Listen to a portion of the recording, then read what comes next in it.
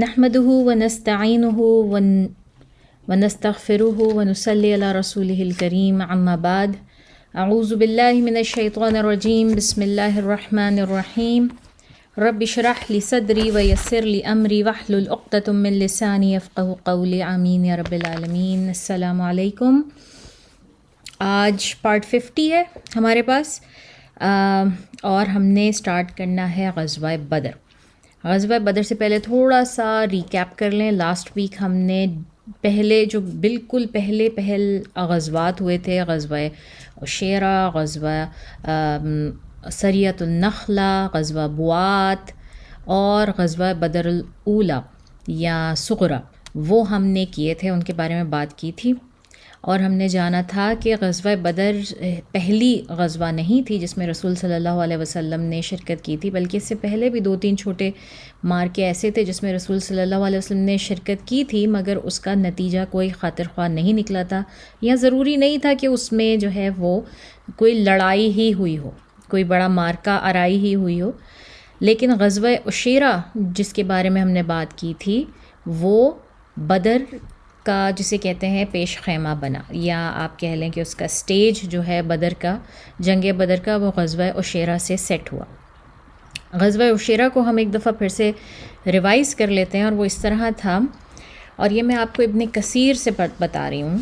کہ ابن ہشام کہتے ہیں کہ جب رسول اللہ صلی اللہ علیہ وسلم غزوہ عشیرہ کے لیے، جس کا مقصد کفار قریش کے اس تجارتی قافلے کو جو شام جا رہا تھا اپنی سرحدوں سے دور رکھنا تھا، مدینے سے روانہ ہوئے، تو آپ صلی اللہ علیہ وسلم نے وہاں اپنا نائب ابو سلمہ بن عبد الاسد کو بنایا، اور اپنے ساتھ جو فوجی رسالہ لیا، اس کا علم حضرت حمزہ رضی اللہ تعالیٰ عنہ کو دیا۔ ابن اسحاق اس غزوے کا ذکر کرتے ہوئے کہتے ہیں کہ حضرت صلی اللہ علیہ وسلم مدینے سے روانہ ہو کر پہلے نقب بنی دینار کے قریب پہنچے، پھر وہاں سے فیضائے بنی خیار گئے، اور وہاں سے آگے بڑھے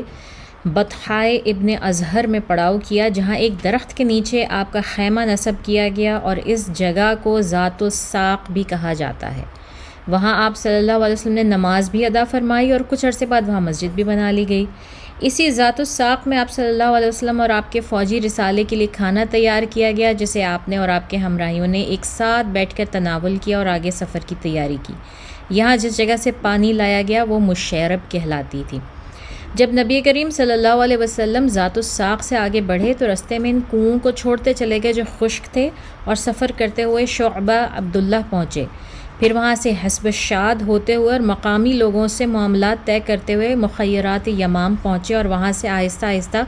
سفر فرماتے ہوئے عشیرہ پہنچ کر پڑاؤ کیا۔ وہاں آپ صلی اللہ علیہ وسلم نے جمادی الاول کے پورے مہینے قیام فرمایا اور ماہ جمادی الآخر کی کچھ راتیں گزاریں۔ وہیں آپ صلی اللہ علیہ وسلم نے قبیلہ بنی مدلج اور اس کے حلیف قبیلہ بنی دمرہ سے مواعید پر گفتگو فرمائی، اور پھر مدینے کی طرف مراجعت فرمائی۔ تو اندازہ ہوا کہ میں کتنی آسان اردو میں پھر بھی آپ لوگوں کو سمجھانے کی کوشش کری ہوں۔ یہ میں نے آپ کو کتاب سے پڑھ کے بتایا ہے، مجھے امید ہے کہ بہت سارے نام آپ کے سر کے اوپر سے گزر گئے ہوں گے، اور اسی لیے میں یہ سارے ناموں کا ذکر نہیں کرتی۔ جب میں آپ کو بتانے جاتی ہوں تو میری کوشش یہ ہوتی ہے کہ میں بالکل اس طرح بتاؤں جس طرح کی سٹوری سنائی جا رہی ہے۔ بہرحال یہ سب چیزیں اتنی ڈیٹیل میں جو ہیں وہ کتابوں میں درج ہیں، اگر کسی کو مزید ڈیٹیل جاننی ہے تو وہ ان کتابوں کا مطالعہ ضرور کریں۔ رسول اللہ صلی اللہ علیہ وسلم نے غزوہ عشیرہ یا عشیرہ جو ہے وہ اس میں اس قافلے کو مس کر دیا تھا، جو ابو سفیان کی سربراہی میں مکہ سے شام کی طرف جا رہا تھا، اور جب تک یہ لوگ اس مقام پر پہنچے جہاں سے اس قافلے کا گزر ہونا تھا تو ان کو پتہ چلا کہ وہ قافلہ گزر چکا ہے۔ تو یہ وہاں سے پھر اس کے بعد رسول صلی اللہ علیہ وسلم نے مدینہ واپسی اختیار کی، لیکن اس چیز کو چھوڑ نہیں دیا، اور رسول صلی اللہ علیہ وسلم نے اپنی چھوٹی چھوٹی سرچ پارٹیز ہر جگہ جو ہیں وہ بھیجیں، بلکہ اس قافلے کے پیچھے بھی بھیجیں، اور جگہ جگہ راستے پہ بٹھائیں، تاکہ ان کو اس بات کا پتہ لگتا رہے کہ یہ قافلہ واپس کب جا رہا ہے مکہ کی طرف، اور جیسے ہی یہ واپس جائیں تو پھر ان کے اوپر رسول صلی اللہ علیہ وسلم حملہ کریں، یا بہرحال اگر آپ یہ دیکھیں کہ جو غزوہ بدر ہے وہ بیسکلی کسی بھی طرح سے کوئی لڑائی کا سبب مطلب اس میں کوئی نظر نہیں آتا کہ رسول صلی اللہ علیہ وسلم کی کوئی انٹینشن نہیں تھی کہ لڑائی کی جائے یا جنگ ہو باقاعدہ. وہ تو صرف ایک اس قافلے کے پیچھے گئے تھے اور اس قافلے کو پکڑنا، ہتھیانا یا اس کو مدینہ سے دور رکھنا یا ان کو تھریٹ کرنا، یہ جو ہے ان کا مقصد تھا. لیکن ہرگز یہ مطلب نہیں تھا کہ باقاعدہ فل آن 1-to-1 لڑائی ہو ان کے ساتھ. لیکن اللہ تعالیٰ کو یہ منظور تھا، اللہ تعالیٰ یہ چاہتے تھے، تو اللہ تعالیٰ نے اس کا کس طرح سے جو ہے نا وہ اس کو ایونٹس کو ٹرن اوور کیا کہ یہ ایک بہت بڑی جنگ میں بدل گیا سارا کچھ. اچھا، اس کے فوراً بعد جب یہ واپس آتے ہیں رسول صلی اللہ علیہ وسلم، تو ہمارے پاس اس کے بعد جو غزوہ بدر ہے وہ ہوتی ہے رمضان میں. تو رمضان یہ وہ رمضان ہے سن 2 ہجری کا جس میں کہ پہلی دفعہ جو ہمارے روزے ہیں ان کی فرضیت ہوئی. اس سے پہلے رسول صلی اللہ علیہ وسلم جو ہے وہ روزے رکھا کرتے تھے بالکل وہی جس طرح سے کہ جو ہے وہ یہودی رکھا کرتے تھے، اور یہودی ہر مہینے میں جو ہے نا 3 روزے رکھتے تھے. تو یوزلی مسلمان بھی اسی طرح سے ہر مہینے 3 روزے رکھا کرتے تھے، جو کہ تقریباً 36 روزے بن جاتے ہیں سال کے. اور پھر اس کے بعد جب رسول صلی اللہ علیہ وسلم کے اوپر اللہ تعالیٰ نے سورہ بقرہ میں رمضان کی آیات نازل فرمائیں، اور یہ 2 مفصل آیات ہیں رمضان کی سورہ بقرہ میں، اس کے وقت اس کے بعد جو ہے یہ پورے 29 یا 30 روزے یہ فرض ہوئے. اور پھر رسول صلی اللہ علیہ وسلم نے یہ بھی حکم دیا کہ آپ جو ہے وہ اگلے مہینے کے یعنی کہ شوال میں 6 روزے رکھا کریں. ان کی بھی اہمیت بہت زیادہ ہے، فرض تو نہیں ہے لیکن اگر آپ دیکھیں تو یہ ملا کے وہی 36 روزے بن جاتے ہیں پھر سے. اور روزوں کا حکم بھی جو ہے نا وہ ایسے نہیں آیا کہ ایک دم سے، جس طرح نماز کا حکم مختلف حالتوں میں آیا، مختلف اعراض میں آیا، اسی طرح سے رمضان کا روزوں کا حکم بھی تقریباً 3 حالتوں میں آیا. معاذ بن جبل رضی اللہ تعالیٰ عنہ کے بقول نماز کی فرضیت کی 3 صورتیں ہیں. جب رسول صلی اللہ علیہ وسلم مکے سے تشریف لائے تو اول آپ ہر مہینے 3 روزے رکھا کرتے تھے. ان کے علاوہ ہر ماہ کی 10ویں تاریخ کو بھی ضرور روزہ رکھتے تھے.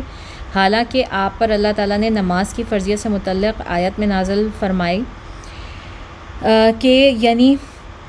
فمن شاہد منکم الشہر فلیصمہ. اگر آپ دیکھیں سورہ بقرہ میں تو آپ کو اسی طرح سے روزوں کی فرضیت کی یہ 3 حالتیں ملتی ہیں. اور ہم نے بات کی تھی اور ہم کچھ عرصے سے کر رہے ہیں کہ سورہ بقرہ جو ہے وہ یہ پہلا سال، دوسرا سال، تیسرے سال کے جو ایونٹس ہیں ان کے اوپر ہم نازل ہوتی جا رہی ہے. سب سے پہلے اللہ تعالیٰ اس میں نبیوں کا حال بتا رہے ہیں، اور پھر تفصیل سے تقریباً 80 سے 100 کے قریب آیات ہیں جس میں کہ بنی اسرائیل کا حال بتا رہے ہیں، کیونکہ اس وقت ڈائریکٹ مسلمانوں کا جو ہے وہ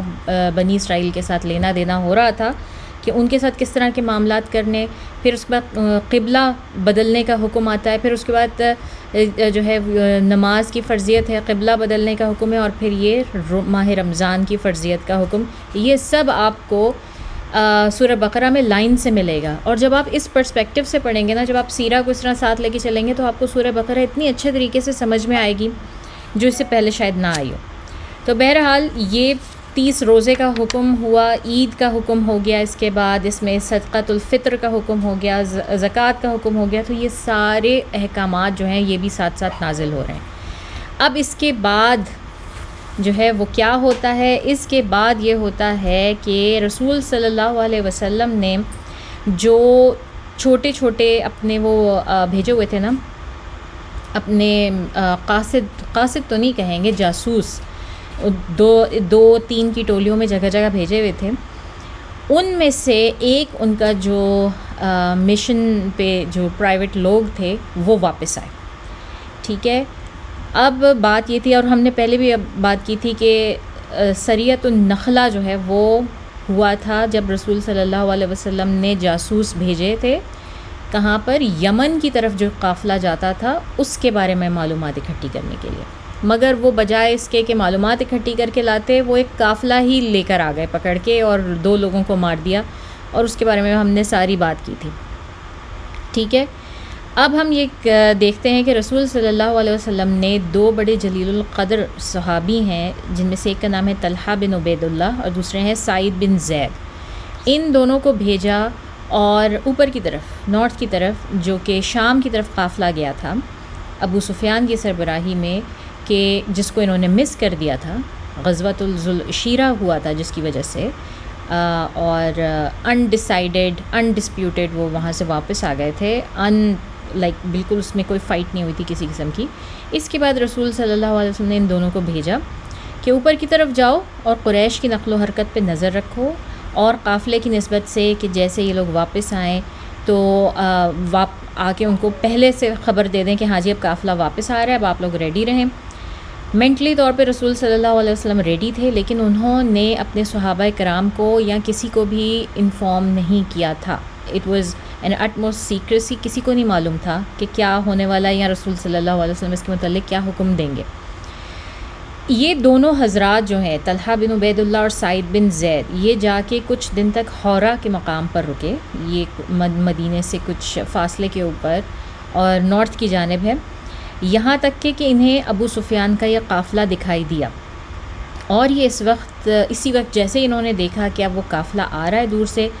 اور انہوں نے اس کے متعلق امپورٹنٹ معلومات اکٹھی کی کہ وہ کتنے لوگ ہیں اس میں، اور کتنے ہتھیار ہیں، اور کتنے اونٹ ہیں، اور کتنا سامان ہے، سارا کچھ اکٹھا کر کے یہ لوگ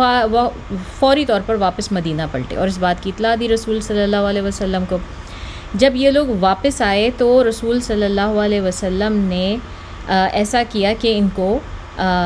جہاں پر مطلب وہ اپنی جس مجلس میں بیٹھے ہوئے تھے اس میں سب کو تخلیہ کا حکم دیا کہ سب لوگ اب اٹھیں اور چلے جائیں، سوائے ایک حضرت انس رضی اللہ تعالیٰ عنہ کے۔ حضرت انس کے بارے میں ہم جانتے ہیں کہ حضرت انس رضی اللہ تعالیٰ عنہ جب 6-7 برس کے تھے، یعنی اسی دوران انہی دنوں کی بات ہو رہی ہے یہ بھی، پہلی ہجری کی، تو ان کی والدہ نے آ کر ان کو رسول صلی اللہ علیہ وسلم کی خدمت میں چھوڑ دیا تھا، اور ان سے کہا تھا کہ یہ میری طرف سے یہ آپ کا غلام ہے، آپ اسے سکھائیے، سمجھائیے، جس طرح مرضی، یہ میری طرف سے میں نے اپنا بیٹا آپ کی سربراہی میں دیا۔ تو حضرت انس رضی اللہ تعالیٰ عنہ رسول صلی اللہ علیہ وسلم کے ساتھ رہتے تھے، وہ ان کی عمر صرف 6-7 برس تھی، اور ان سے ہی مروی یہ حدیث ہے کہ حضرت انس رضی اللہ تعالیٰ عنہ کو چھوڑ کے باقی سب کو رسول صلی اللہ علیہ وسلم نے اپنی اس مسجد سے نکل جانے کا حکم دیا۔ وہ کہتے ہیں میں بہت چھوٹا تھا شاید اس وجہ سے، اور اس کے بعد انہوں نے آ کر بتایا، یہ جو طلحہ بن عبید اللہ اور سعید بن زید تھے، کہ اس وقت کس مقام پر قافلہ ہے، اس کی رفتار کیسی ہے، اور وہ کس وقت تک یہاں تک پہنچ جائیں گے جہاں پر ہمیں ان کو کاٹنا ہے اس قافلے کو۔ اور پھر انہوں نے یہ بھی بتایا کہ یہ اب تک کا سب سے بڑا جو ہے وہ تجارتی اور سب سے بڑا تجارتی قافلہ اور مشن ہے، جو کہ کامیاب جسے آپ کہیں، اس کی جو قدر و قیمت ہے نا وہ 50,000 سونے کے دینار سے بھی زیادہ ہے، جو کہ ہم اس وقت اگر دیکھیں تو ہمارے پاس آرام سے ملینز میں وہ جاتی ہے، اور آئی ڈونٹ نو کتنے ملینز ہوں۔ اس میں تقریباً 1,000 اونٹ ہیں اور صرف 40 گارڈز ہیں۔ تو اب آپ بتائیں 1000 اونٹ، ایک اونٹ اگر آپ کا 100-200 کلو وزن بھی اٹھاتا ہے تو کتنا مال ہو گیا اس کے اوپر، جو کہ وہ وہاں سے واپسی لادا جا رہا ہے۔ تو اور صرف 40 گارڈز ہیں، اور رسول صلی اللہ علیہ وسلم کا اب یہ مطلب ان کی سوچ ہے، یا کسی بھی اس وقت لیڈر کی جو ان کا مقصد تھا اس میں آئے گی کہ انہوں نے مسلمانوں کو نا فوری طور پہ حکم دیا، جیسے ہی ان کو یہ معلومات اکٹھی ہوگی انہوں نے مسلمانوں کو یہ حکم دیا کہ تم میں سے جو کوئی بھی اس وقت فوری طور پہ تیار ہو سکتا ہے، اور اس کے پاس جو کچھ بھی وہ اپنے ساتھ رکھے اور بس ہمارے ساتھ چلنے کے لیے تیار ہو جائے۔ اور یہاں تک کہ یہ بھی کہا کہ جو نہ جانا چاہے وہ بے شک نہ جائے، کوئی ضروری نہیں ہے کہ آپ لوگ ہمارے ساتھ جاؤ اس مہم پر، کوئی کسی کے اوپر یہ فرض نہیں ہے، لیکن جو فوری طور پہ موجود ہے اور اس کے پاس جو کچھ موجود ہے، اس کی سواری، اس کا ہتھیار جیسے بھی ہے، وہ اب بھی ہمیں فوراً نکلنا ہے۔ رسول صلی اللہ علیہ وسلم نے کسی کو ٹائم نہیں دیا تیاری کا، کسی پریپریشن کا، کسی قسم کا جو ہے وہ ٹائم نہیں دیا گیا۔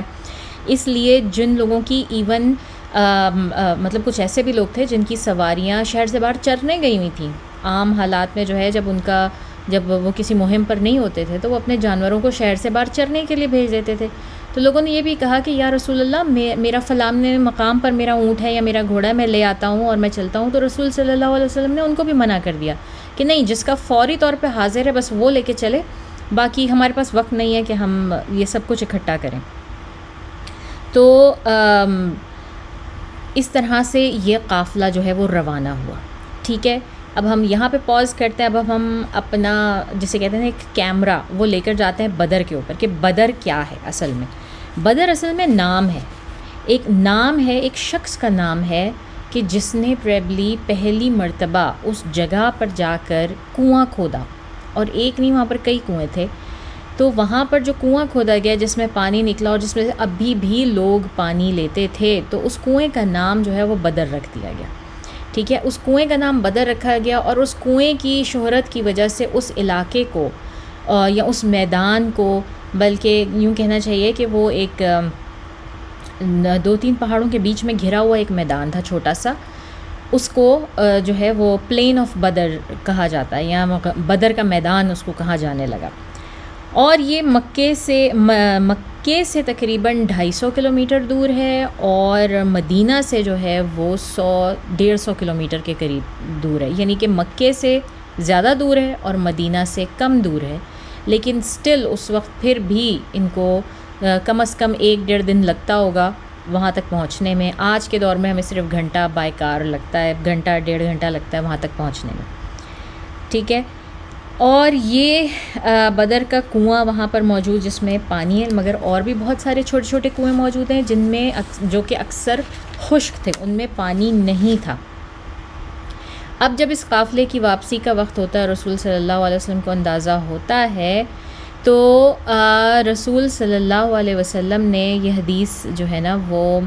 مینشن، تو طلحہ بن عبید اللہ جو یہ خبر لے کر آتے ہیں نا کہ وہ قافلہ اب واپسی کی طرف آ رہا ہے، وہی بتاتے ہیں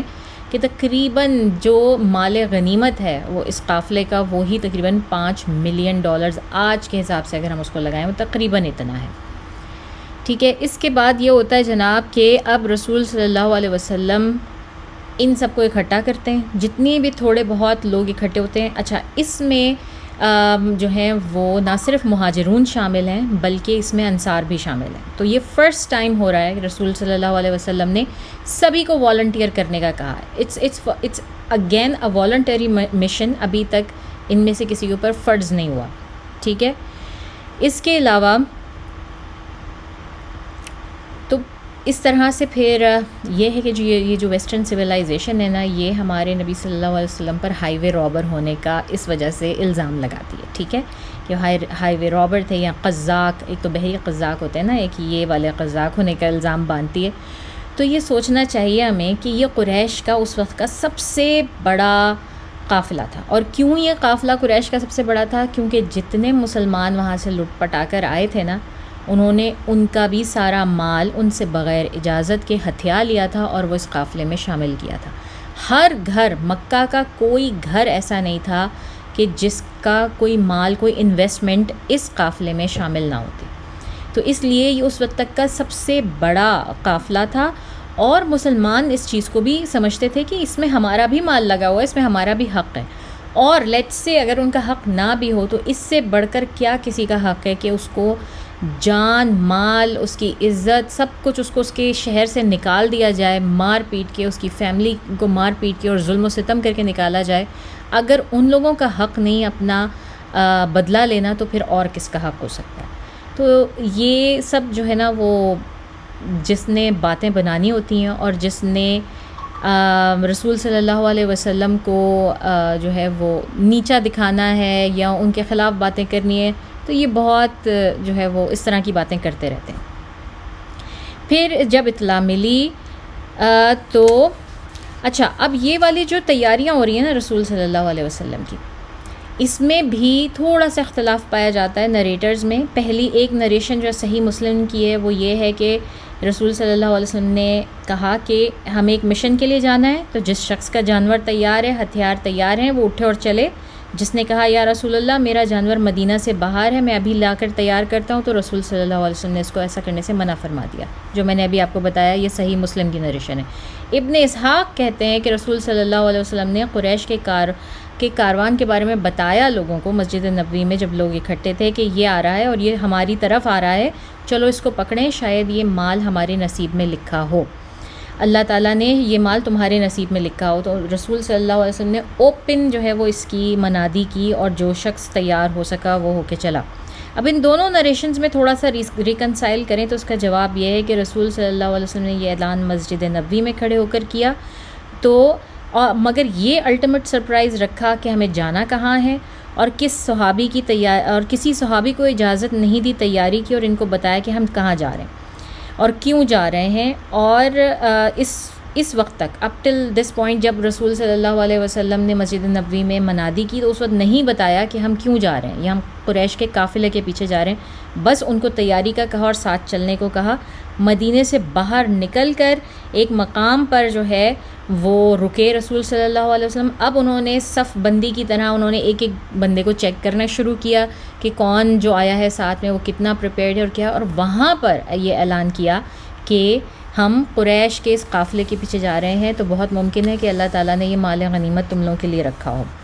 تو یہ بھی ہمیں بتاتا ہے کہ رسول صلی اللہ علیہ وسلم ہر چیز کی پہلے بڑی میٹیکولس پلاننگ کرتے تھے اور الٹیمیٹ سیکریسی میں رکھ کے پھر ایک دم سے جو ہے نا وہ دشمنوں کے اوپر حملہ بولتے تھے. اور پھر یہ بھی وہ سوچ رہے تھے ڈیفینیٹلی جب ان کو ان کے جاسوسوں نے اطلاع دی کہ صرف 40 گارڈز ہی تو ہیں اتنے بڑے قافلے کے ساتھ 1000 اونٹ ہیں 1000 اونٹ ہیں اس پہ صرف اور صرف 40 آدمی ہیں. تو یعنی کہ ایک آدمی کے ہاتھ میں کچھ نہیں تو 25 کے قریب تو اونٹ ہیں. تو ایک آدمی کس طرح 25 اونٹوں کی حفاظت کر سکتا ہے. اور رسول صلی اللہ علیہ وسلم نے دیکھا کہ میرے پاس تو 300 کے قریب لوگ اکٹھے ہو گئے 300 سے کچھ اوپر. تو 40 لوگوں سے مقابلہ کرنا 300 کا کیا مسئلہ ہے. اور یہی سوچ کے جو ہے وہ رسول صلی اللہ علیہ وسلم اس طرح سے اٹھ کے نکلے کہ کسی کو تیاری کی اجازت نہیں دی. کوئی اپنے ساتھ ایسے ہتھیار اور جانور لے کر نہیں نکلا. اب یہاں سے ہمیں پتہ لگتا ہے کہ یہاں یہ مطلب جنگ ہونے کا کسی قسم کا کوئی ان کے دماغ میں خیال بھی نہیں تھا. اب جب رسول صلی اللہ علیہ وسلم نے پہلا کیمپ لگایا تو ہر شخص کا جب جائزہ لینا شروع کیا تو انہوں نے دیکھا کہ 2 لوگ ایسے ہیں جو کہ انڈر ایج ہیں جو ہارڈلی پیوبرٹی تک بھی نہیں پہنچے. ان میں سے ایک برا بن عازب تھے اور دوسرے عبداللہ بن عمر رضی اللہ تعالیٰ عنہ. ان دونوں کی عمریں جو ہے نا وہ 14 سال سے کم تھیں. ان دونوں کی عمریں ابھی 14 سال سے کم تھی. اور یوزلی رسول صلی اللہ علیہ وسلم کو ہم دیکھتے ہیں کہ انہوں نے اس ایج سے پہلے لڑکوں کو لڑنے کی اجازت نہیں دی, ان کو واپس جانے کا کہا. اور اس سے یہ بھی ہمیں پتہ چلتا ہے کہ اس وقت کا 13-14 سال کا لڑکا جو تھا وہ آج کے ہمارے 18-20 کے برابر ذہنی طور پہ اور ہر طرح سے جو ہے وہ ہماری 18-20 سال عمر کے برابر جو ہے. اس سے ہمیں اندازہ ہوتا ہے کہ اس دور میں بچوں کا لیول کیا تھا. اور ظاہر ہے ہماری طرح نہیں کہ ہم ان کو جو ہے وہ بیبیز بنا کے رکھتے ہیں 18-20 سال سے پہلے تک اور ان کو کچھ کرنے نہیں دیتے بلکہ یہ بڑی بڑی جنگوں پہ جا رہے تھے. تو بہرحال ان دونوں کم سن بچوں کو رسول صلی اللہ علیہ وسلم نے لڑنے کی اجازت نہیں دی. اور اس کے بعد جب کاؤنٹ کیا انہوں نے تو کہتے ہیں کہ 310 اور کچھ آڈ نمبر کے لوگ جو ہیں وہ اس جنگ میں شامل تھے. کہیں پر ہمیں 313 ملتی ہے تعداد, کہیں 315 اور کہیں 317 ملتی ہے. اس میں خزرج کے 170 لوگ, اوس کے 62 لوگ اور مہاجرون 83 مہاجرون جو ہیں وہ شامل تھے اس جنگ کے اندر. یعنی کہ مہاجر جو ہیں وہ 100 سے کم ہیں اور زیادہ تعداد خزرج کی اور کم تعداد اوس کی. کیوں زیادہ تعداد خزرج کی؟ کیونکہ خزرج کے لوگ زیادہ غربا میں سے تھے اور ہمیں معلوم ہے کہ اسلام سب سے پہلے غریبوں میں ہی پھیلا کرتا ہے. تو جناب خزرج کے زیادہ لوگ تھے اور اوس کے کم تھے. اور المقداد ابن اسود اور زبیر بن عوام یہ صرف 2 ایسے لوگ تھے جن کے پاس جو ہے وہ گھوڑے تھے. ان کے علاوہ کسی کے پاس گھوڑے نہیں تھے. صرف ان دونوں لوگوں کے پاس, یعنی کہ صرف پوری اتنی 313 یا 315 کی فوج میں بھی صرف 2 گھوڑے تھے. اور اس کے علاوہ 100 یا 100 سے کم کیملز تھے. جو اونٹ تھے 100 یا 100 سے کم. تو یوزلی یہ تھا کہ ایک اونٹ کے اوپر 3 سوار تھے, وہ ٹرنز لیتے تھے اور وہ ان کے اوپر بیٹھتے تھے اور جاتے تھے. اس سے زیادہ ان کے پاس کیملز بھی نہیں تھے. تو رسول صلی اللہ علیہ وسلم نے 3 کی ٹولیاں بنا دیں ایک ایک اونٹ کے ساتھ کہ بھائی تم لوگ اس طرح سے جانا. اور صرف صحابہ کرام کی نہیں بلکہ اپنی بھی انہوں نے اسی طرح سے کی کہ رسول صلی اللہ علیہ وسلم نے اپنی بھی جو ہے نا وہ پیرنگ کی 2 مدید لوگوں کے ساتھ کہ جو ہے وہ ان کے ساتھ وہ اونٹ پہ سواری لینے کی ان کی ٹرنز تھیں. ٹھیک ہے. اور یہ جو 310 اور کچھ آڈ نمبر ہے نا، اس کا صیغہ ایسا لگتا ہے کہ جیسے اس کی کچھ خاص امپورٹنس ہے، کیونکہ یہ ہمیں جگہ جگہ بہت ساری سٹوریز میں ہمیں ملتا ہے کہ اتنی تعداد کے لوگوں نے بہت بڑی جنگ جو ہے وہ اس کے اوپر لوگوں کے اوپر جو ہے وہ کامیابی حاصل کی. اگر آپ دیکھیں حضرت داؤد علیہ السلام کا ڈیوڈ اور گولائت کا واقعہ، جس جنگ میں انہوں نے گولائت کو شکست دی، تو اس میں بھی یہ تعداد یہی ہے، ان کی فوج کی تعداد یہی ہے. رسول صلی اللہ علیہ وسلم کو جو اونٹ ملا نا، اس میں ان کے ساتھ حضرت علی رضی اللہ تعالیٰ عنہ اور ابو لبابہ ان کے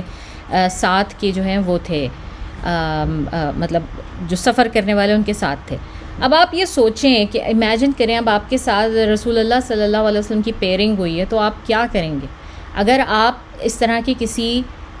سفر پر جاتے ہیں اور آپ کو پتہ ہے کہ آپ کے ساتھی رسول صلی اللہ علیہ وسلم ہیں، تو ڈیفینیٹلی آپ کی تو ہمت نہیں پڑے گی. آپ تو یہ کہیں گے کہ نہیں، آپ رسول اللہ صلی اللہ علیہ وسلم، آپ صرف اور صرف بیٹھیے اونٹ پر، آپ اس کی سفاری کیجئے، ہم پیدل چلیں گے. تو ان دونوں نے بھی یہی کرنے کی کوشش کی کہ آپ بیٹھیے، لیکن رسول صلی اللہ علیہ وسلم نے اتنا خوبصورت ان کو جواب دیا، اور جس طرح سے ان کو بنا احساس دلائے کہ وہ کچھ ان کے سردار ہیں، ان کے لیڈر، انہوں نے ان کی ٹرنز بھی ان کو لینے دی، وہ اتنا خوبصورت ہے. رسول صلی اللہ علیہ وسلم نے ان کو جواب دیا کہ کیا تم دونوں اپنے آپ کو عمر میں مجھ سے بہت چھوٹا سمجھتے ہو کہ تم لوگوں کو ضرورت نہیں ہے سواری کی، یا طاقت میں مجھ سے زیادہ سمجھتے ہو کہ جو ہے وہ میں کیونکہ بوڑھا ہوں، یعنی کہ رسول صلی اللہ علیہ وسلم کہہ رہے ہیں اس لیے مجھے اونٹ پہ بیٹھنے کی ضرورت ہے اور تم لوگ پیدل چل لو گے اور میں چل نہیں سکتا، یا پھر تم لوگوں سے کم مجھے اجر کی ضرورت ہے، یعنی اس کا اجر جو اللہ تعالیٰ نے دینا ہے تم لوگوں کے پیدل چلنے کا، مجھے بھی اس اجر کی ضرورت ہے. ایسا نہیں کہ صرف تم لوگوں کو ہی وہ اجر چاہیے، مجھے بھی وہ چاہیے. تو رسول صلی اللہ علیہ وسلم کو بہت ہی ایک پیار بھرے انداز میں جو ہے نا وہ بتا رہے ہیں کہ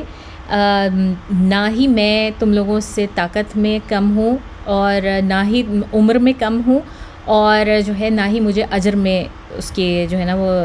اس اجر کی ضرورت نہیں ہے، ایسا کچھ نہیں ہے. تو میں بھی تم لوگوں کے ساتھ برابر کا شریک ہوں. اور پھر رسول صلی اللہ علیہ وسلم نے اسی طرح جس طرح باقی سب لوگ ٹرنز لے رہے تھے، ان کے ساتھ ٹرنز لیں. حالانکہ اگر دیکھا جائے تو رسول صلی اللہ علیہ وسلم تو سینئر ہیں. حضرت علی اس وقت بمشکل 20s میں ہیں اپنے، اور ابو لبابہ کی عمر کا ہمیں نہیں معلوم، لیکن جو ہے حضور اکرم صلی اللہ علیہ وسلم تو اپنی 60s میں آ چکے ہوئے ہیں. وہ دیکھنے میں ہیں، ہاں طاقت میں واقعی ان کا مقابلہ نہیں کیا جا سکتا، لیکن وہ تھے. اور مگر رسول صلی اللہ علیہ وسلم نے اس کو مطلب ایک ان کے ساتھ اتنا ینگ ہے حضرت علی رضی اللہ تعالیٰ عنہ ہے، دوسرے ابو لبابہ، ان کو اتنے پیار سے اتنے آرام سے ان کو یہ سمجھایا. حالانکہ وہ یہ بھی تو کہہ سکتے تھے کہ نہیں کوئی ضرورت نہیں ہے، میں بھی چلوں گا، تم بیٹھو اوپر.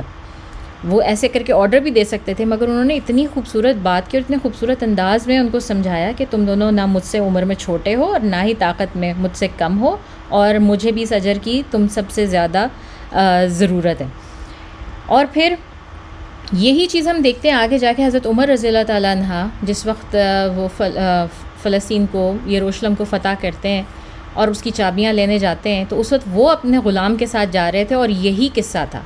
اور ان کا بھی یہی قصہ تھا کہ وہ دونوں بھی ٹرنز لے رہے تھے. کچھ دیر کے لیے ان کے غلام جو ہے وہ چلتے تھے ساتھ ساتھ اور وہ بیٹھتے تھے سواری کے اوپر، اور کچھ دیر کے لیے ان کا غلام بیٹھتا تھا. تو جب وہ دروازے پر پہنچے تھے تو اس وقت تو غلام کی سواری کا وقت تھا، اور حضرت عمر رضی اللہ تعالیٰ عنہ جو ہیں وہ پیدل پکڑے ہوئے جا رہے تھے، جانور کی نکیل پکڑے ہوئے جا رہے تھے. تو لوگوں نے سمجھا کہ جو سواری پر بیٹھا ہوا ہے وہ حضرت عمر ہیں، اور جو حضرت عمر جو چلتے ہوئے آ رہے تھے وہ ان کا غلام ہے. تو وہاں پر بھی یہ مس انڈرسٹینڈنگ ہوئی تھی. تو ظاہر ہے وہ ان لوگوں نے کس سے سیکھا تھا؟ ان لوگوں نے اپنے سب سے بہترین جو استاد ہیں ان سے ہی سیکھا تھا نا یہ سب کچھ. تو بہرحال، اور پھر یہ چیز بھی دیکھیں کہ جب آپ کا لیڈر آپ کے ساتھ پیدل چل رہا ہے، گرمی ہے، سردی ہے، جتنی پیاس اور بھوک آپ کو، ان کو بھی اتنی ہے، جتنا آپ لوگ کھا رہے ہیں اتنا ہی ان کا بھی شیئر ہے. کسی چیز میں وہ اپنے آپ کو آپ سے برتر ثابت نہیں کر رہے، اپنے آپ کو جو ہے وہ بتا نہیں رہے کہ میں آپ لوگوں کا لیڈر ہوں یا میرے حکم پر یہ سارا کچھ ہو رہا ہے. تو اس ایسی صورت حال میں جتنے بھی جو سپاہی ہوتے ہیں، جو چھوٹے رینکس پہ ہوتے ہیں، ان کے دل میں عزت و قدر ویسے ہی بہت زیادہ بڑھ جاتی ہے. اور نہ صرف یہ کہ عزت و قدر بڑھ جاتی ہے بلکہ ان میں وہ جذبہ بھی بڑھ جاتا ہے کہ جب یہ اس طرح کر رہے ہیں تو پھر ہمیں بھی اپنا آپ منوانا ہے, ہمیں بھی آگے آنا ہے اور ایٹ لیسٹ ان کا مقابلہ کرنا ہے اس چیز میں. رول ماڈلنگ میں جو ہے نا پھر وہ ایک مقابلہ ہو جاتا ہے. اچھا, پھر اس طرح رسول صلی اللہ علیہ وسلم کی یہ فوج آگے بڑھ رہی ہے اور اس کے بیچ میں چھوٹے چھوٹے انسیڈنٹس ہو رہے ہیں. ایک تو میں نے آپ کو بتایا کہ برا بن عازب اور عبداللہ بن عمر کو نکالا رسول صلی اللہ علیہ وسلم نے اور ان کو حکم دیا چلو واپس جاؤ تم لوگ. یہ لوگ زیادہ دور نہیں تھے, ان کو پتہ تھا مدینہ سے کہ یہ بچے پہنچ جائیں گے مدینہ, تو انہوں نے ان کو نکالا. اسی طرح ایک اور تھوڑا سا ڈسکنیکٹڈ انسیڈنٹ تھا, وہ یہ بھی تھا کہ دو لوگ حذیفہ بن یمان اور ان کے والد یمان بن الحکم, یہ دونوں بہت جو ہے وہ اس غزوہ میں شرکت کرنا چاہتے تھے. اور یہ آئے, انہوں نے بات کی اور انہوں نے اپنا عذر بتایا. اور ان کا عذر کیا تھا کہ کچھ عرصہ پہلے قریش نے ان دونوں کو پکڑ لیا تھا کسی وجہ سے. یہ قریش کے قیدی بن گئے تھے اور کسی زیادتی کا شکار ہوئے, اور اس کے بعد اس شرط پر ان کو چھوڑا گیا. قریش نے ان کو اس شرط پہ چھوڑا کہ آپ دونوں کسی بھی جنگ میں یا کسی بھی حوالے سے رسول صلی اللہ علیہ وسلم کا ساتھ نہیں دیں گے ہمارے خلاف. قریشیوں نے ان سے یہ عہد لیا اور عہد لے کر جو ہے نا وہ ان کو جانے دیا اور چھوڑا. انہوں نے آ کے رسول صلی اللہ علیہ وسلم کو بتایا, یہ مسلمان تھے دونوں باپ اور بیٹا, انہوں نے بتایا کہ ہم جانا چاہتے ہیں, ہم شرکت کرنا چاہتے ہیں, مگر یہ معاملہ ہے, ہم نے ان کے ساتھ یہ عہد کیا ہے. تو رسول صلی اللہ علیہ وسلم نے ان کو منع فرما دیا اور ان سے کہا کہ نہیں, آپ اپنے عہد کی پاسداری کریں اور آپ کو کوئی ضرورت نہیں اس میں شریک ہونے کی. اور یہ ایک بہت بڑی لرننگ ہے بہت سارے لوگوں کے لیے جو دوسرے کنٹریز میں رہتے ہیں, اور پھر جب آپ کو وہاں کی سٹیزن شپ ملتی ہے تو آپ لٹرلی اوتھ لیتے ہیں, اور وہ اوتھ یہی ہوتا ہے کہ آپ اس کنٹری کی بھی اسی طرح حفاظت کریں گے جس طرح سے جو ہے وہ آپ اپنی کسی بھی چیز کی کرتے ہیں, یا ہمارے خلاف نہیں کھڑے ہوں گے. تو وہ لوگ اگر نہیں پارٹیسپیٹ کرتے, کسی جنگ کا پارٹ نہیں بنتے, تو ان کے لیے بالکل مناسب ہے. ہمیں یہاں سے پتہ چلتا ہے, یہ بات پتہ چلتی ہے کہ جو ہمارے اوتھس ہیں, جو ہمارے معاہدات ہیں پہلے, چاہے وہ کسی اجمی سے ہوں, عربی سے ہوں, چاہے وہ کسی بھی رنگ و نسل سے ہوں, چاہے وہ کسی کافر سے ہوں, مسلمان سے ہوں, وہ پہلے آپ کے اوپر پورے کرنا فرض ہے. اس کے بعد آپ کی ڈیسیجنز یا جو ہے دوسرے معاملات آتے ہیں, پہلے آپ کے وہ معاہدات فرض ہو جاتے ہیں آپ کے اوپر پورے کرنے کے لیے. ٹھیک ہے, ایک دو یہ دونوں. اچھا, اب ان دونوں کا یہ بھی وہ تھا کہ یہ حذیفہ بن یمان اور یمان بن حکم, یہ دونوں مدینہ سے بھی نہیں تھے اور یہ دونوں قریشی بھی نہیں تھے. ٹھیک ہے نا, تو یہ فلی مدینہ سے بھی نہیں تھے بلکہ یہ بیچ میں ایک کسی قبیلے سے تھے. لیٹر آن انہوں نے ہجرت کی تھی مدینہ, مسلمانوں کے وہاں پر رہنے لگے تھے, تو اس وجہ سے رسول صلی اللہ علیہ وسلم نے ان کو منع کر دیا. اچھا, اب اس کے بعد یہ ہے کہ اچھا پھر ایک ایسا بھی ہوا کہ ایک جو نزدیکی جو اتنے سارے قبیلے تھے ارد گرد کے, ان میں سے ایک شخص آیا بھاگتا ہوا اور کہنے لگا اچھا آپ لوگ اس طرح جا رہے ہیں, قافلہ لوٹنے جا رہے ہیں, تو میں بھی آپ کے ساتھ چلوں گا, مال غنیمت مجھے بھی ملے گا. ظاہر ہے مال غنیمت جو ہے وہ ہر ایک کو پیارا تھا اور ہر کوئی وہ لینا چاہتا تھا, تو یہ شخص بھی آیا. تو اس سے رسول صلی اللہ علیہ وسلم نے پوچھا کیا تم بلیو رکھتے ہو, کیا تم مانتے ہو کہ اللہ تعالیٰ ایک ہے؟ تو اس نے کہا ہاں میں مانتا ہوں اللہ ایک ہے. تو پھر رسول صلی اللہ علیہ وسلم نے پوچھا کہ کیا تم اس بات پہ یقین رکھتے ہو کہ محمد صلی اللہ علیہ وسلم اس کے رسول اور نبی ہیں؟ تو اس پر اس نے کہا کہ نہیں میں یہ نہیں مانتا. تو رسول صلی اللہ علیہ وسلم نے کہا ٹھیک ہے پھر تم جاؤ, پھر ہمیں تمہاری کوئی ضرورت نہیں ہے, اور اس کو بھیج دیا. اب تھوڑی کچھ دیر پڑی, یہ قافلہ چلتا رہا, پھر یہ شخص آیا کچھ گھنٹوں کے بعد یا پریبلی اگلے دن یہ پھر آیا, اور جو قافلے میں ان کے جو لوگ شامل تھے, جو صحابہ کرام شامل تھے, انہوں نے رسول صلی اللہ علیہ وسلم کو یہ بھی بتایا کہ یہ بڑا لڑاکا ہے, بڑا جنگجو, بڑا اسٹرانگ آدمی ہے اور ہمیں اس کی ضرورت پڑ سکتی ہے. تو رسول صلی اللہ علیہ وسلم آپ اس کو تھوڑا سا کنسیڈر بھی کریں.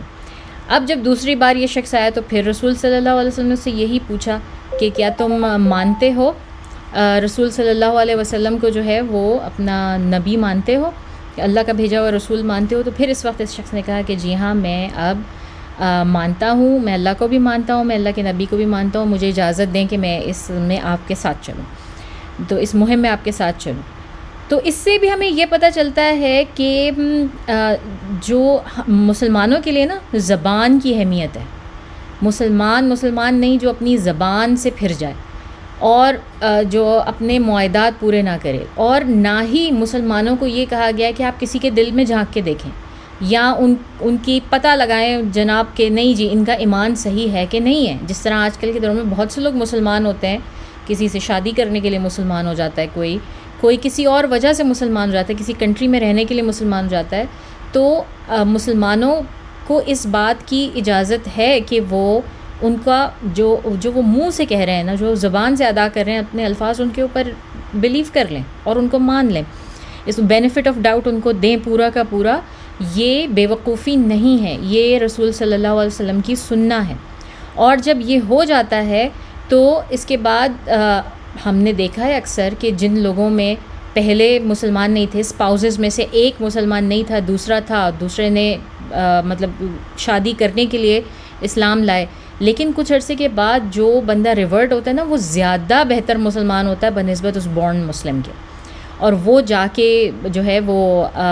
زیادہ بہتر طریقے سے پریکٹس کر رہا ہوتا ہے. تو اللہ تعالیٰ نے اس چیز پہ کوئی پابندی نہیں رکھی کہ آپ پہلے اس کو ٹیسٹ کریں، پہلے یہ چیک کریں نہیں جی اس کا ایمان 100% ہے کہ نہیں ہے،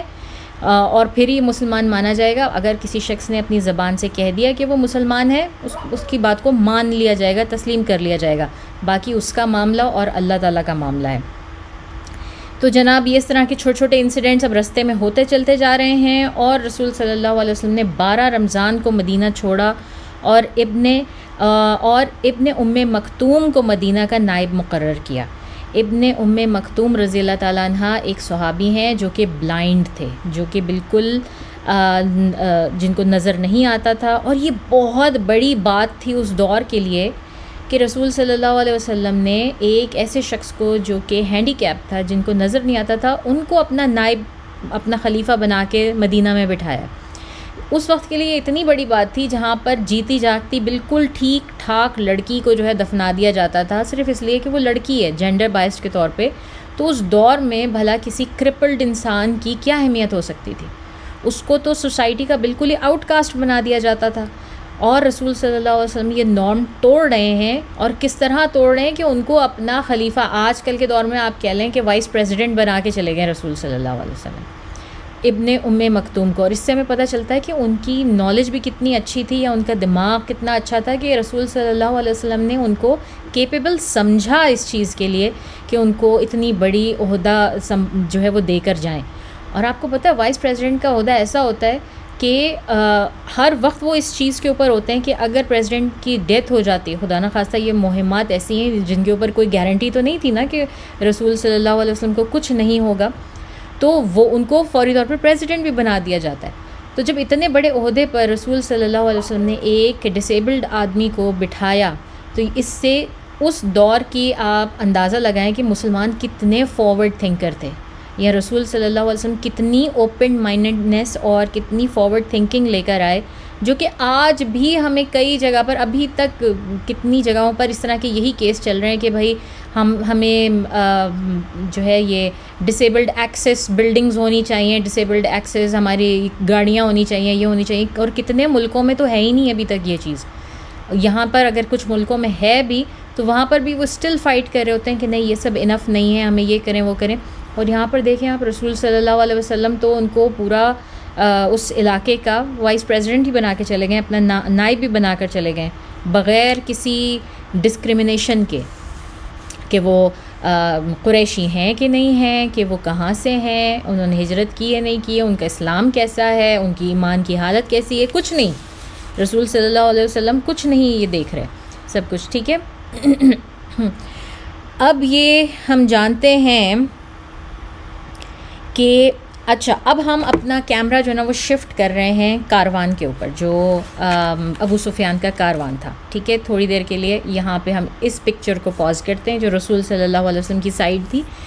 جو قریش کا جو کاروان آ رہا تھا ابو سفیان کی موجودگی میں، کہتے ہیں کہ جب ابو سفیان آ رہا تھا نا تو اس نے بھی اپنے اسپائز آگے بھیجے ہوئے تھے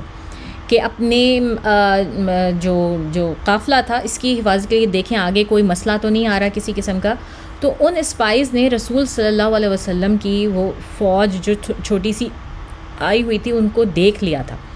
جو کہ غزوۃ العشیرہ جس کو ہم کہتے ہیں، انہوں نے ہی جا کر اطلاع دی تھی ابو سفیان کو، اور ابو سفیان نے بہت تیزی سے یا تھوڑا سا رستہ بدل کر قافلہ نکال لیا تھا جاتے ہوئے۔ اب بھی ظاہر ہے اب تو وہ اور بھی زیادہ جو ہے وہ الرٹ ہو گیا کہ اگر آتے ہوئے ہمارے ساتھ یہ ہو سکتا ہے تو اب تو ہم بھرے ہوئے جا رہے ہیں پوری تجارت کر کے، اور اتنا سامان میں لدے پدے اب ہم وہاں سے واپس جا رہے ہیں مکہ کی طرف، تو بہت ممکن ہے کہ رسول صلی اللہ علیہ وسلم اور ان کے ساتھی ہم پر دوبارہ حملہ کریں۔ اس نے پھر اپنے اسپائز بھیجے ہوئے تھے، ادھر سے رسول صلی اللہ علیہ وسلم نے بھی اپنے اسپائز بھیجے ہوئے تھے۔ اب یہ اسپائنگ پہ اسپائنگ گیم چل رہا تھا دونوں طرف سے نا، اور اس نے بھی بڑے پریکاشنری میجرز لیے، اس نے راستہ بدلا، واپسی میں بھی آتے ہوئے ابو سفیان نے رستہ بدلا، اور جو ہے نہ صرف یہ کہ رستہ بدلا بلکہ اس نے اپنا ایک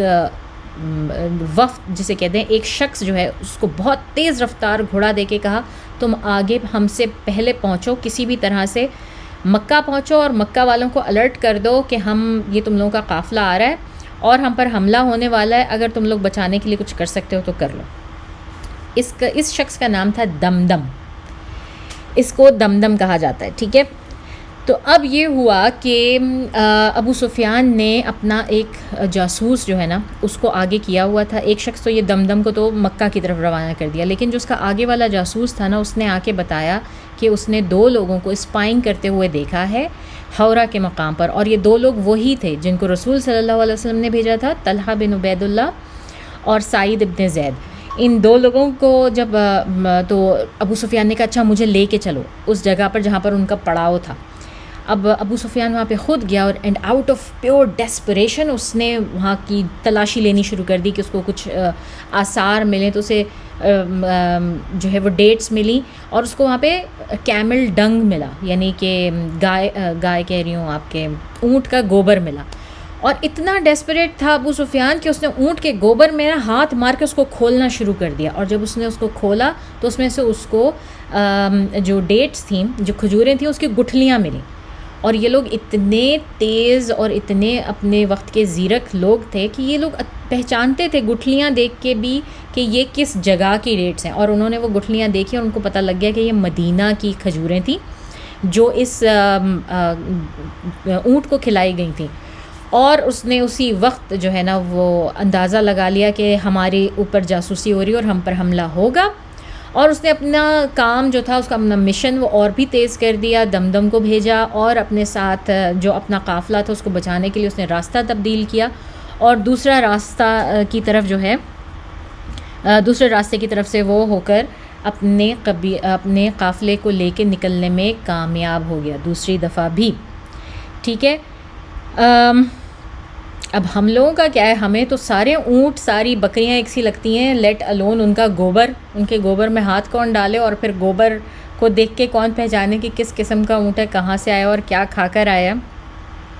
تو جناب اب یہ تجارتی قافلہ جو ہے وہ ساحل کے قریب سے ہو کر اس نے ان کو نکالا، ٹھیک ہے۔ دمدم الغفاری کو جو مکہ بھیجا تو کہ اور یہ بہت ہی بڑا جو ہے نا دمدم الغفاری اپنے وقت کا، میرے خیال سے اگر آج کے دور میں ہوتا تو اس کو ضرور کوئی بہت بڑا ایوارڈ ملتا ایکٹنگ کا، کیونکہ اس نے جو کیا اس نے آگے ہسٹری کا کورس چینج کر دیا، ٹھیک ہے۔ اب ہم یہاں پر بھی اپنا کیمرہ پاز کرتے ہیں، تو ایک کیمرہ ہم نے رسول صلی اللہ علیہ وسلم کی فوج کے اوپر لگایا، دوسرا قافلے کے اوپر ابو سفیان کے، اور تیسرا ہم لے کے جاتے ہیں مکہ۔ مکہ میں کیا ہو رہا ہے اس وقت؟ اب مکہ میں لوگ آرام سے بیٹھے ہیں، ایک نارمل عام سا دن ہے، سارے لوگ اپنی روٹین میں لگے ہوئے ہیں، کام کر رہے ہیں، اور اب یہ 3 دن پہلے کی بات ہے دمدم کے مکہ پہنچنے سے، دمدم الغفاری جس کو کہ ابو سفیان نے بھیجا اس کے مکہ پہنچنے سے 3 دن پہلے کیا ہو رہا ہے مکہ میں کہ سب لوگ جو ہیں وہ اپنی نارمل روٹین کے اوپر ہیں، لیکن ایک خاتون ہیں جو کہ صبح اٹھتی ہیں اور وہ بہت ہی پریشانی کے عالم میں، کیونکہ انہوں نے خواب ایسا دیکھا ہے کہ وہ انتہائی شدید پریشان ہو جاتی ہیں، اور وہ اپنے بھائی کو بلاتی ہیں اور ان کے ساتھ اس خواب کا ذکر کرتی ہیں۔ یہ خاتون کون تھی؟ یہ خاتون تھی امت رسول اللہ صلی اللہ علیہ وسلم، ان کی پھوپھی جن کا نام عاتقہ تھا۔ ہمیں رسول صلی اللہ علیہ وسلم کی صرف ایک پھوپھی کے بارے میں بات ہوتی ہے، صفیہ، جن کے بارے میں کنفرم ہے کہ انہوں نے اسلام قبول کر لیا تھا اور وہ مدینہ میں تھیں رسول صلی اللہ علیہ وسلم کے ساتھ، ان کا بڑا کردار آتا ہے اگلی جنگوں میں بھی، لیکن ہمیں ان کے بارے میں کچھ نہیں معلوم کہ انہوں نے اسلام قبول کیا نہیں کیا۔ اور دوسری چیز آپ یہ دیکھیں کہ خواب اگین صرف اور صرف ایک اچھے اور نیک مسلمان کو ہی نہیں اللہ تعالیٰ دکھاتے، ہر ایک کو دکھاتے ہیں اور ہر ایک کو سچے خواب آ سکتے ہیں۔ انہوں نے خواب کیا دیکھا؟ انہوں نے خواب میں دیکھا جو کہ انہوں نے اپنے بھائی عباس رضی اللہ تعالیٰ عنہ کو بتایا۔ ہم نے پہلے بھی بات کی کہ اس وقت ہمیں نہیں معلوم کہ عباس رضی اللہ تعالیٰ عنہ مسلمان تھے یا نہیں تھے، بہرحال وہ ابھی مکہ میں ہی تھے، ٹھیک ہے۔ اور انہوں نے جلدی سے عباس رضی اللہ تعالیٰ عنہ کو بلایا، کیونکہ ان کی آپس میں آپ کو پتہ ہے نا، اگر بہت زیادہ بہن بھائی بھی ہوں ایک گھر میں تو کچھ ایسے ہوتے ہیں جن کی آپس میں بہت بنتی ہے، کسی کے ساتھ بہت لگتی ہے، تو ان دونوں کی آپس میں بہت زیادہ بنتی تھی، عباس رضی اللہ تعالیٰ عنہ اور عاتقہ کی، کیونکہ یہ ایک ہی فادر کی اولاد، ایک ہی مدر میں سے تھے، تو ان دونوں کی بہت زیادہ بنتی تھی۔ اور ان کے ساتھ ابو طالب بھی رسول صلی اللہ علیہ وسلم کے، یہ تینوں ایک ہی مدر میں سے تھے۔ اچھا، پھر اس کے بعد یہ ہوا کہ انہوں نے بلایا اور انہوں نے بلا کر اپنا خواب سنایا۔ اور وہ خواب کیا تھا؟ انہوں نے کہا کہ میں نے ایک خواب میں دیکھا ہے کہ ایک کوئی چلانے والا، ایک کوئی منادی کرنے والا ایسا شخص جو ہے نا وہ آیا ہے، مکہ میں آیا ہے، اور 3 دن کے بعد وہ آ رہا ہے، اور وہ بہت ہی تیز ترین جو ہے سواری کے اوپر، اونٹ کے اوپر سوار ہے، اور آتے ساتھ اس نے، جو کہ 3 دن کے بعد پہنچے گا، اور وہ آتے ساتھ جو ہے نا وہ مکہ میں انٹر ہوتا ہے اور اعلان کرتا ہے یا غدر، یا غدر، یعنی کہ ٹریٹرز، یعنی کہ غداروں، اے غداروں، تم لوگوں کی موت جو ہے نا وہ آنے والی ہے، تم لوگوں کی موت آ رہی ہے۔ اور پھر اس کے بعد یہ شخص ابو قبیس کی جو چوٹی ہے یا چٹان تھی، ایک چھوٹی سی پہاڑی کہہ لیں آپ، وہاں پر تھی، مکہ میں کافی پہاڑیاں تھیں، ان میں سے ایک کا نام ابو قبیس تھا، اس کے اوپر چڑھتا ہے یہ سوار، یہ منادی کرنے والا، اور اس کے اوپر بھی یہی 3 دفعہ دہراتا ہے کہ اے غداروں، تم لوگوں کی موت آنے والی ہے، ٹھیک ہے۔ اور اس کے بعد یہ وہاں پر اس ماؤنٹین پہ چڑھ کے ایک بڑا سا پتھر اٹھا کے اس کو نیچے سرکا دیتا ہے، اور وہ پتھر جیسے جیسے نیچے آتا جاتا ہے نا، وہ بالکل اس کے چھوٹے چھوٹے ٹکڑے ہو جاتے ہیں، اور وہ ٹکڑے اس طرح سے کہ اچھل کر مکہ کے ایک ایک گھر میں اس کے کنکر، اس کے جو ٹکڑے پتھر کے ہیں وہ جاتے ہیں، ایک ایک گھر میں اس کے سپلنٹرز اور سارا کچھ جو ہے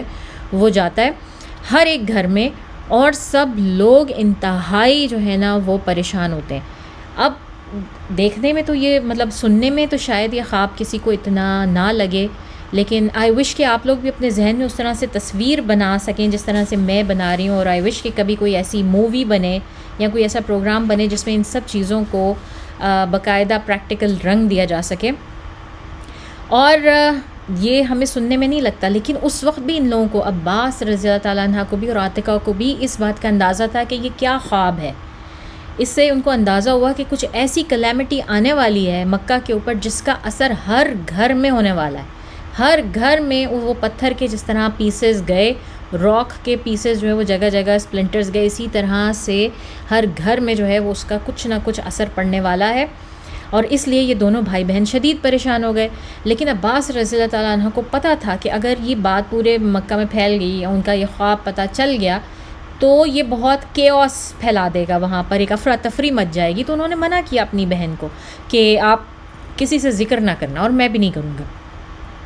اچھا، عاتقہ نے تو کسی سے ذکر نہیں کیا، لیکن عباس رضی اللہ تعالیٰ عنہ سے رہا نہیں گیا، انہوں نے اپنے جو ہے نا وہ سارا دن وہ سوچتے رہے، اور پھر ان کو ان کا فرینڈ ملا، عتبہ بن ولید، تو یہ ان کا فرینڈ تھا بہت زیادہ قریبی، اور اس سے انہوں نے ذکر کر دیا کہ یار عاتقہ نے نا یہ خواب دیکھا ہے اور مجھے بڑا خوف آ رہا ہے، اس کا مطلب اچھا نہیں کچھ نظر آ رہا۔ ولید بن عتبہ سے بات کی انہوں نے، اور انہوں نے اپنے فادر عتبہ بن ولید کو جو ہے جا کے الولید کو اپنا بتا دیا سارا کچھ، اور ان سے بھی پرومس لیا کہ آپ نے کسی کو بتانا نہیں ہے، مجھے جو ہے نا عباس نے بتایا ہے یہ، اور اس نے منع کیا کہ کسی کو نہیں بتانا، تو آپ بھی کسی کو نہیں بتانا۔ لیکن عتبہ جو ہے وہ بھی اس کے بھی پیٹ میں نہیں رہ سکا، وہ بھی پریشان ہو گیا، اور اس کو بھی کچھ سمجھ میں نہیں آیا، اور اس نے اپنے کسی دوست کو بتا دیا، اور کرتے کرتے اگلی صبح پورے مکہ میں یہ بات پھیل چکی تھی. عاتقہ کا جو خواب تھا وہ پورے مکہ میں پھیل چکا ہوا تھا اور سب کو پتہ تھا سوائے عباس رضی اللہ تعالیٰ عنہ کے، کہ ان کو ہی نہیں پتہ تھا کہ اب سب کو پتہ چل چکا ہے. وہ سمجھ رہے تھے کہ بس انہوں نے تو ایک بندے کو بتایا. تو اب یہ ہوا کہ اور یہ بات ظاہر ہے جب سب کو پتہ چل گئی تو سب سے بڑا جو فتنہ تھا مکہ کا، ابو جہل اس کے کانوں تک بھی چلی گئی. اور جب اس کو پتہ چلا تو وہ بیٹھا ہوا تھا وہیں پہ خانہ کعبہ میں. عباس رضی اللہ تعالیٰ عنہ کا وہاں سے کہیں سے گزر ہوا اور انہوں نے دیکھا کہ وہ وہاں بیٹھا ہوا ہے. اب ابو جہل نے آواز دے کے بلایا ان کو اور بلا کر کہا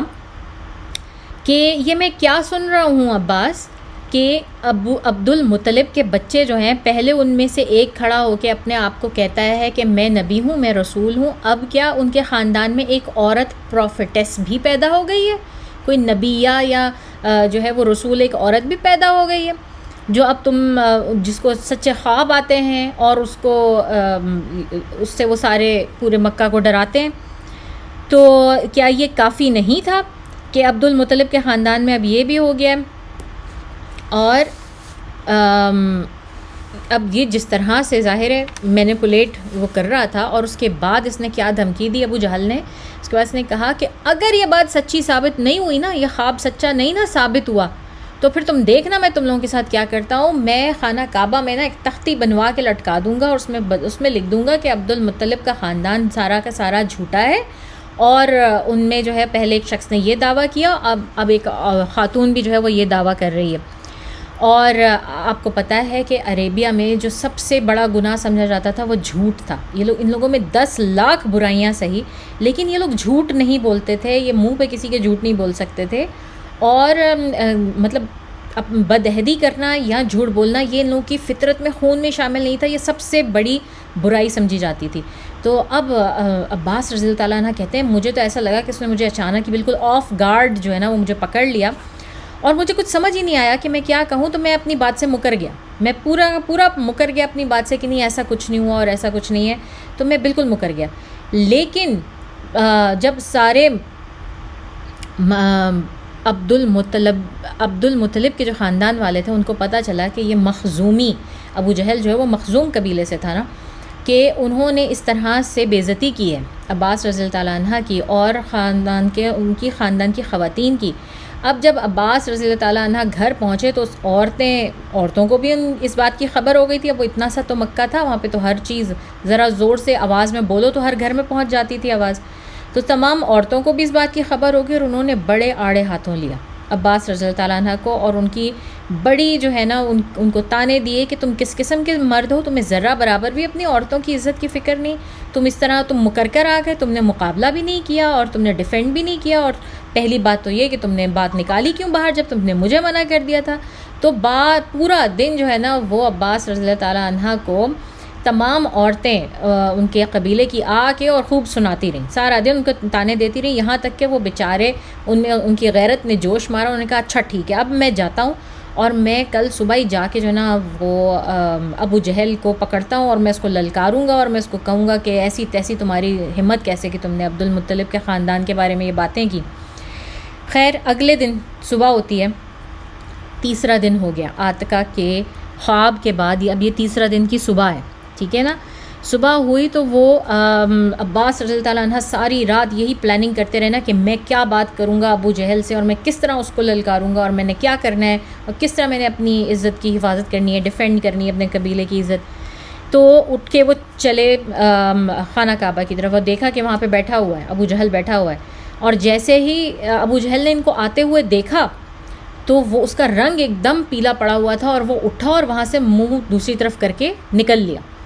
اب عباس رضی اللہ تعالیٰ عنہ کہتے ہیں مجھے ایسا لگا کہ یہ میری شکل ہی دیکھ کے جو ہے نا وہ ڈر گیا ہے، شاید مجھے اللہ تعالیٰ نے رات میں اتنا روب دے دیا یا کیا ہوا کہ اس کو کیا ہوا، یہ تو مجھ سے بغیر بات کیے کل اتنا شیر بن کے دہاڑ رہا تھا اور آج مجھے دیکھ کے بھیگی بلی بن کے نکل گیا. اچھا اب ہوا کیا تھا اصل میں کہ عباس رضی اللہ تعالیٰ عنہ کے مکہ میں داخل ہونے سے پہلے دمدم کی انٹری ہو چکی تھی مکہ میں. جو قاصد بھیجا تھا ابو سفیان نے وہ مکہ پہنچ چکا تھا اور اس کی ملاقات ابو جہل سے پہلے ہو گئی تھی. اب اس نے کیا کیا، وہ اتنا بڑا کوئی ڈرامہ باز اس نے اس میلو ڈرامیٹک انداز کے اندر آ کے یہ خبر سنائی. پہلے تو اس نے یہ کیا کہ مکہ میں انٹر ہونے سے پہلے نا اس نے اپنے اونٹ کی ناک کاٹ ڈالی, اس کو میوٹیلیٹ کر دیا اور اس کا خون بہنے لگا. ظاہر ہے وہ پینک میں, اونٹ پینک ہو گیا تو وہ پینک انداز میں بھاگنے لگا, اپنے کپڑے پھاڑ لیے اور وہ اونٹ کا خون لے کے اس نے اپنے اوپر مل لیا, یہ ثابت کرنے کے لیے کہ کتنی بڑی وہ خبر لے کر آیا ہے کہ لوگ جو ہے نا اس کو دیکھیں بھی صرف تو اس کے گرد جمع ہو جائیں اور خبر سنیں. اس نے یہ کیا اور آ کے منادی شروع کر دی, اے مکہ کے لوگوں, اے مکہ کے لوگوں. اور وہاں پر کیا کہتے ہیں, خانہ کعبہ میں, اور یہاں پر یہ موجود تھا ابو جہل, اور اس نے آ کے بتایا کہ قریش تمہارا قافلہ محمد کے ساتھیوں نے حملہ کر دیا ہے اور تمہارا قافلہ لٹنے والا ہے. اگر تمہیں جو ہے وہ, اگر تم چاہتے ہو کہ تمہارا سامان بچ جائے, تمہارا مال متاع بچ جائے, تمہارے لوگ بچ جائیں, تو اٹھو, چلو, یہاں پہ بیٹھو نہیں اس وقت, چل کے ان کی مدد کرو, ان کو ڈیفینڈ کرو, ان کا کسی طرح سے جو ہے ان کا ساتھ دو. اس نے اتنے میلو ڈرامیٹک انداز میں کہا کہ یہ لوگ سارے اس قدر پریشان ہو گئے. تو عاتکہ کے خواب کا پہلا حصہ تو ہو گیا سچ, ٹھیک ہے. اور ابو جہل نے یہی کہا تھا نا کہ اگر یہ خواب سچ نہیں ہوا نا تو میں پھر یہ کروں گا کہ میں نے تختی لگا دینی. تو پہلا حصہ تو ہو گیا سچ, کہ ایگزیکٹلی 3 دن کے اندر یہ منادی کرنے والا آ گیا اور آ کے اس نے قریش کو پینک کر دیا. اور پھر یہ ان سرداران قریش نے کیا کیا کہ ان کے پاس جو کچھ موجود تھا انہوں نے بھی فوراً اپنے قاصد ارد گرد کے قبیلوں میں دوڑائے اور سب کو کہا کہ بھئی ہر گھر نے جو ہے نا وہ اب بندہ بھیجنا ہے اس آرمی کے لیے. اب ہم آرمی لے کے جا رہے ہیں, کیونکہ ہر گھر کا سامان اس قافلے میں تھا, تو جس نے اپنا سامان بچانا ہے نا وہ اپنا بندہ لازمی بھیجے گا, جو نہیں بھیجے گا تو پھر وہ ہم سے سوال نہ کرے. تو ہر شخص نے, جو بھی ایبل آدمی تھا وہ مکہ سے, قریش سے جو ہے نا وہ اس لڑائی کے لیے تیار ہو کے گھر سے نکلا. جو کچھ بھی ان کے پاس تھا انہوں نے, اور یہ لوگ پہلے بھی ہم بات کر چکے, میں نے پچھلے اس میں بھی کہا تھا کہ یہ لوگ تو پہلے سے ہی تیار بیٹھے تھے. یہ لوگ تجارتیں کر رہے تھے اور اس کا ایک انہوں نے جس طرح بجٹ رکھا ہوا تھا کہ یہ ہم نے اپنے ڈیفنس کے اوپر لگانا ہے اور ہم اس سے اپنے ہتھیار, زرہیں اور جانور سب کچھ تیار رکھیں گے. تو یہ لوگ بہت تیار تھے کافی حد تک. تو ایک دن کے اندر ان کی بھی فوج اکٹھی ہوئی جو کہ تقریباً 1000 لوگ 1000 بندہ انہوں نے اکٹھا کیا.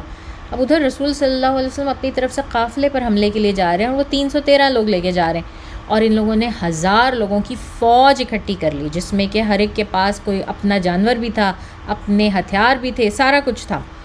ٹھیک ہے. اور ایسا کچھ نہیں ہوا تھا. ابو سفیان کا جو قافلہ تھا, تجارتی قافلہ, وہ بڑے آرام سے بچ کر, اس کی اپنی انٹیلیجنس کی وجہ سے وہ ابو سفیان اپنے قافلے کو بچا کر نکال کر لے آیا تھا, جو کہ اتنا بڑا قافلہ تھا. اور وہ جب کافی دور نکل گیا اور اس کو اندازہ ہوا کہ اب میں اس خطرے سے باہر ہوں کہ رسول اللہ صلی اللہ علیہ وسلم یا ان کے گروہ میں سے کوئی شخص مجھ پہ حملہ کرے, تو اس نے پھر ایک قاصد روانہ کیا مکہ کی جانب, ان کو کہنے کے لیے کہ ناؤ اٹس اوکے, اب آپ لوگ رک جائیں جو بھی آپ کر رہے ہیں. لیکن یہ دم کی جو میلو ڈرامیٹک جو اداکاری تھی, اس نے قریش کو ویسے ہی اتنا مشتعل کر دیا کہ وہ کھڑے ہو گئے. اور ابو جہل نے سربراہی پکڑی اور اس نے سارے کے سارے لوگ اکٹھے کیے. پھر اس کے بعد کہتے ہیں کہ یہ دوسرا شخص بھی پہنچ گیا وہاں پر, اور اس نے کہا بھی کہ نہیں ہم اب سیف زون میں آ گئے ہیں. تو اس پر بھی ابو جہل نے کہا کہ کوئی مسئلہ نہیں, ہمیں ایک بہت بڑا ایک مقصد مل گیا ہے, ایک ایسا پوائنٹ مل گیا ہے کہ جس کی وجہ سے ہم مسلمانوں کے اوپر حملہ کر سکتے ہیں, اور بہت ممکن ہے کہ ہم ان کی اس چھوٹی سی تعداد کو ہم اپنی اتنی بڑی فوج جو لے کر جا رہے ہیں اس سے کچل دیں اور رسول صلی اللہ علیہ وسلم کو مار دیں, اور جو ہے وہ مسلمانوں کو کچل دیں. تو یہ اسلام کا جو فتنہ عربیہ میں ابھرا ہے, یہ ونس اینڈ فار آل پورا کا پورا ایک ساتھ ہی ختم ہو جائے گا. تو ان کو یہ ایک بڑا پوائنٹ نظر آیا, ایک یہ ان کو لگا کہ جو ہے نا یہ ان کے لیے ان کے حق میں, جس طرح آج کل کے دور میں نہیں ہوتا کہ وہ ٹوئن ٹاورز گرے تھے تو اب یہ بہت بڑا پوائنٹ تھا مسلمانوں کے اوپر حملہ کیا جائے. غزہ میں ایک جو ہے اس کی اطلاع ملی کہ جی ان کے کانسرٹ کے اوپر حملہ کیا گیا اور اس کے بعد انہوں نے پورا غزہ تباہ کیا. بالکل اسی طرح سے اس کی بھی یہی بالکل مینٹالٹی تھی. ابو جہل کی، اور اس نے بھی یہی سوچا کہ ٹھیک ہے نکل بھی گیا نا قافلہ، کوئی بات نہیں، پھر بھی ہم جائیں گے ضرور، اور اگر ہم ان کو نہ بھی مار سکیں نا تو ہم وہاں پہ رہ کے بیٹھ کے اور خوب عورتوں کے ناچ دیکھیں گے اور بڑے بڑے پکوان پکوائیں گے، اور ہم وہاں بیٹھ کے اپنی طاقت کا مظاہرہ کر کے آئیں گے تاکہ مسلمانوں کی ہمت نہ ہو دوبارہ کبھی اس طرح کی بات کرنے کی۔ تو اس طرح سے انہوں نے ایک دن کے اندر اندر قریش نے بھی اپنا پورا سب کچھ جمع کیا اور یہ نکلنے کے لیے تیار ہوئے۔ کچھ لوگ ایسے تھے مکہ میں ابھی بھی جو کہ نہیں جانا چاہتے تھے اس لڑائی کے اوپر، جن کا بالکل نہیں تھا، جن میں سے سب سے بڑھ کر تو حضرت عباس رضی اللہ تعالیٰ عنہ، ٹھیک ہے، یہ نہیں جانا چاہتے تھے، اور لیکن ان کے علاوہ بھی ایسے لوگ تھے جو کہ جو نہیں جانا چاہتے تھے، ان کے لیے بھی پھر یہ حکم تھا، ان کے اوپر بھی یہ لازم بات تھی کہ وہ اپنے بدل میں کسی اور کو بھیجیں۔ اور جو لوگ نہیں جانا چاہتے تھے نا، ان میں سب سے بڑا شخص جو ہے وہ ابو لہب تھا۔ ابو لہب ان لوگوں میں سے تھا جو کہ نہیں جانا چاہتا تھا۔ اس نے اپنے بدلے میں ایک شخص کو بھیجا جس کا نام تھا العاص بن وائل۔ تو اس نے کہا کہ جو ہے اصل میں العاص بن وائل کے نا 4000 دینار ابو لہب کے اوپر، ابو لہب کو پے کرنے تھے، اس کا قرض تھا اس کے اوپر۔ تو ابو لہب نے اس کو کہا کہ ٹھیک ہے، اگر تم میرے جگہ پر جا کر اس جنگ میں شرکت کرتے ہو اور لڑتے ہو تو میں تمہیں یہ لون معاف کر دوں گا۔ تو وہ تیار ہو گیا اور وہ چلا گیا، اور کیوں نہیں گیا اس کے بارے میں ہمیں کچھ نہیں پتہ لگتا۔ بہرحال ہو سکتا ہے کہ بہت موٹا تھا یا وہ بہت کمزور تھا، اب اس میں لڑائی والی سکت نہیں تھی، بوڑھا ہو گیا تھا، کچھ بھی ہو سکتا ہے، لیکن ہمیں اس کے بارے میں کوئی ڈیٹیل پتہ نہیں لگتی۔ دوسرا شخص جو نہیں جانا چاہتا تھا، بہت ہیسیٹنٹ تھا، وہ تھا عتبہ بن ربیعہ۔ یہ وہ شخص تھا جس نے طائف میں رسول صلی اللہ علیہ وسلم کو انگوروں کا گچھا بھجوایا تھا جب اس کے باغ میں رسول صلی اللہ علیہ وسلم نے پناہ لی تھی زید بن حارثہ کے ساتھ۔ اگر آپ کو یاد ہو، کچھ ویکس پہلے ہم نے طائف کا پورا قصہ کیا تھا۔ یہ شخص تھا، اور اس میں تھوڑی سمجھ بوجھ، تھوڑی عقل مندی تھی، اور یہ نہیں جانا چاہتا تھا، اور اس کا ویژن بھی بہت واضح تھا کہ یہ کیوں نہیں جانا چاہتا، کیونکہ وہ یہ سوچتا تھا کہ اس جنگ میں وہ مارے جائیں یا ہم مارے جائیں، دونوں صورتوں میں ہمارا نقصان ہے، کیونکہ وہ بھی تو ہمارے سارے کے سارے بھائی بندو ہیں، وہ ہمارے رشتہ دار ہیں، کوئی کسی کا بیٹا ہے، کوئی باپ ہے، مطلب سب کے سب یہ قریشی ہی ہیں، اگر وہ مارے جاتے تو بھی ہمارا ہی نقصان ہے۔ تو اس میں دونوں طرف سے نقصان ہمارا ہو رہا ہے۔ یہ اس شخص کی یہ جسے کہتے ہیں نا کہ یہ سوچ تھی اس شخص کی، اور یہ بہت پازیٹیو سوچ تھی اور صحیح سوچ تھی، تو اس وجہ سے یہ نہیں جانا چاہتا تھا۔ لیکن اس کو شدید جو ہے نا وہ تانے دیے ابو جہل نے، اور اس کا جو بھائی تھا شیبہ بن ربیعہ، اس نے بھی آ کر کہا کہ دیکھو اگر ہم نہیں گئے نا اس وقت تو ہم اب قریش کے بہت کمزور لیڈران میں سے شامل ہو جائیں گے، لوگ ہمیں کمزور کہنا شروع کر دیں گے، ہمارا مذاق اڑائیں گے، ہمیں تانے ماریں گے، اس وقت تو سارا کچھ اسی طرح چلتا تھا نا کہ جس کی لاٹھی اس کی بھینس۔ تو اس کا بہت ہی جو ہے وہ اثر ہوا، اس کے اوپر اثر ہوا کہ اچھا میرا مذاق بنے گا، وہ ایگوئسٹک پرسنالٹی۔ اور اس کے بعد اس کے بھائی نے اس کو کہا کہ میرے پاس نا ایک لال سرخ اونٹ ہے جو بہت تیز رفتار ہے، بہت تیز دوڑتا ہے، میں تمہیں وہ دوں گا، تم اس پہ بیٹھنا، اگر کوئی بھی ایسا مسئلہ ہوا تم پلٹ کے واپس آ جانا، بھاگ کے واپس آ جانا اگر تمہیں لگے کہ کوئی ایسا ہو رہا ہے۔ تو اس پر یہ عتبہ بن ربیعہ جو ہے یہ تیار ہو گیا کہ ٹھیک ہے میں بھی چلتا ہوں۔ اچھا پھر اب یہ تو تھے، ایک اور شخص جو کہ جانے سے کترا رہا تھا وہ تھا عقبہ بن ابی معید، اور یہ ان لوگوں میں سب سے زیادہ جسے کہتے ہیں نا نیچ قسم کا اینمی تھا، رسول صلی اللہ علیہ وسلم کا سب سے نیچ قسم کا جو ہے نا وہ اینمی تھا، جس نے سب سے بہت ہی گندا قسم کا جو ہے دشمن تھا،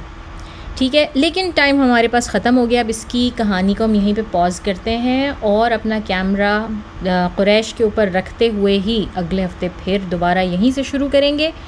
اس کہانی کو۔ امید ہے کہ آپ کو اس میں مزہ آ رہا ہوگا اور آگے بھی آئے گا۔ ابھی تو جنگ شروع بھی نہیں ہوئی، یہ تو سارا تیاری ہو رہی ہے دونوں طرف سے جنگ کی۔ تو اب تک کے لیے اتنا ہی، دعائیں کریں اور دعاؤں میں یاد رکھیں آج جمعے کا دن ہے، سورہ کہف پڑھنی نہ بھولیے گا اور مجھے بھی اپنی دعاؤں میں ضرور شامل رکھیے گا۔ وآخر دعوانا ان الحمد للہ رب العالمین۔ سبحانک اللہم نشہد ان لا الہ الا انت نستغفرک و نتوب الیک۔ السلام علیکم ورحمۃ اللہ وبرکاتہ۔